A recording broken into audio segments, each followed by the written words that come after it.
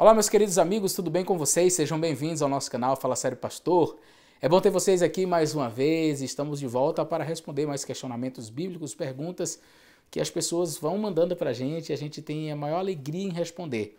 São assuntos importantes, assuntos teológicos, e hoje nós temos uma pergunta que vem lá do Rio Grande do Sul, a nossa amiga Jaqueline. Então, fica com a gente e olha, se você quiser mandar a pergunta, é só enviar para o nosso Instagram que está aparecendo aí embaixo. Você pode enviar e a gente vai colocar você aqui no Fala Sério Pastor. Fica com a gente até o final desse vídeo, eu tenho certeza que você vai gostar.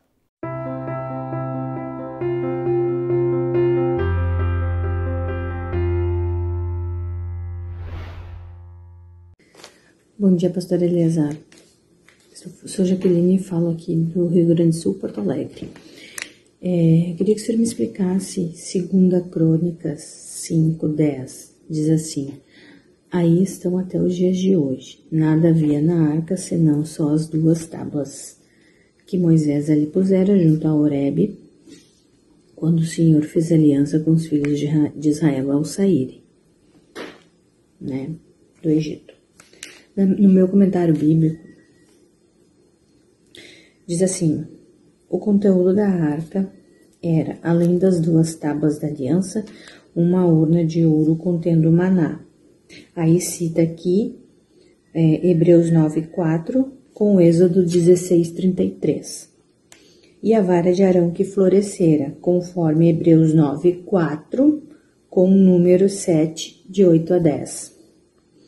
Talvez se perderam durante a época dos juízes, a qual se prolongara por 4 séculos e que se caracterizara pela desordem e pela desorganização. Tinha somente ali, quando Salomão pega a arca e traz para o templo, tinha somente as tábuas da lei? Fala sério, pastor. Obrigado, Jaqueline, por sua pergunta, uma pergunta realmente bem interessante. Crônicas aí, 5 e verso 10.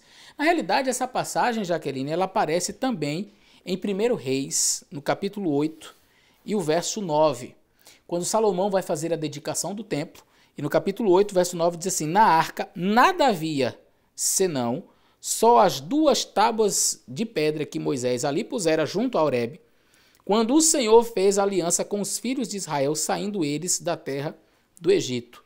E aí o questionamento, não é, minha amiga? Onde foram parar a vara de Arão que floresceu e aquele vaso, aquele recipiente contendo o maná? Para isso, eu procurei o comentário bíblico adventista e o comentário bíblico nos dá algumas informações importantes. Eu estou aqui e já aconselho você, se você não tem esse material. Gente, quando eu vim para cá, quando eu saí do Brasil, eu quase não trouxe roupas, porque eu trouxe todos esses livros aqui. E a gente só podia carregar 23 quilos por bolsa. E, nossa, foi um malabarismo que eu fiz para conseguir trazer alguns dos meus livros assim mais importantes. E essa coleção não podia ficar de fora. Então eu digo a você, se você não tem esse material, você precisa ter, tá? Casa Publicadora Brasileira, entre lá no site e faça planos para adquirir um material desse. Às vezes a gente adquire uma televisão que custa mais de R$1.000, né? Para ficar vendo bobagem.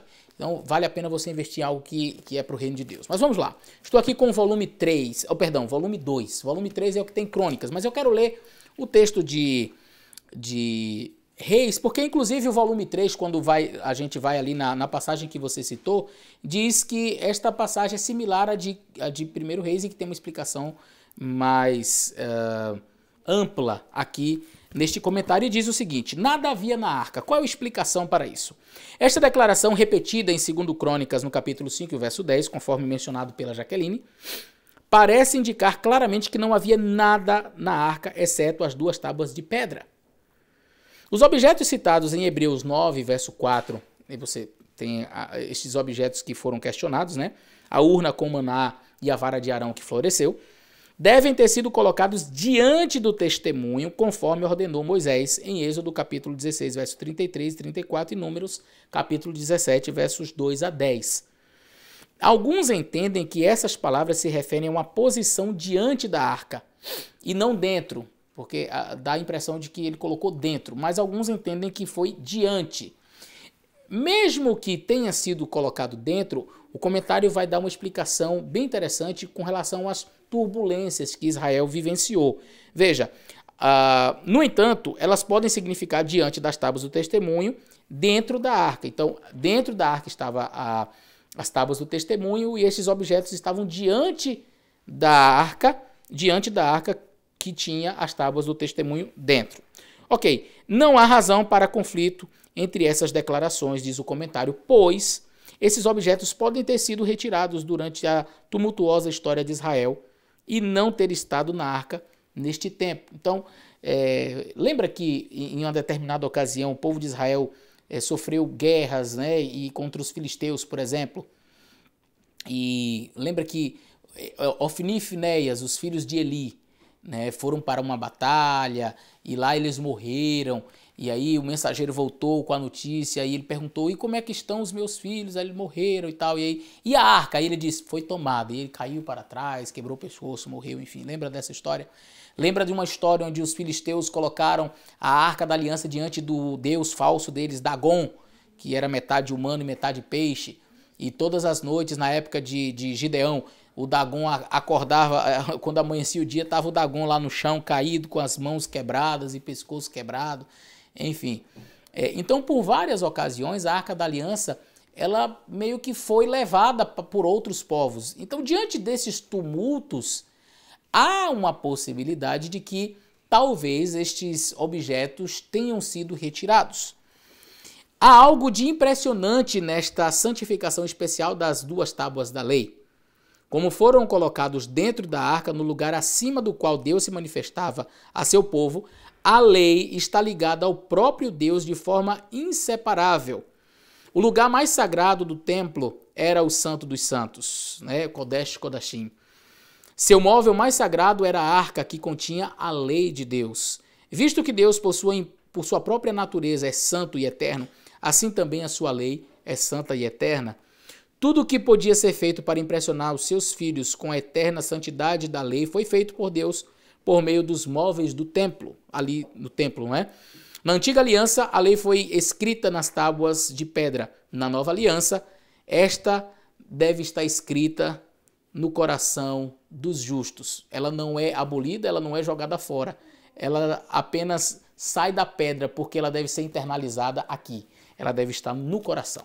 Mas então veja, devido a estas turbulências, a estes contratempos sofridos com a nação de Israel, há esta grande possibilidade de que a arca tenha sido, vamos dizer assim, retirado alguma parte dos seus utensílios.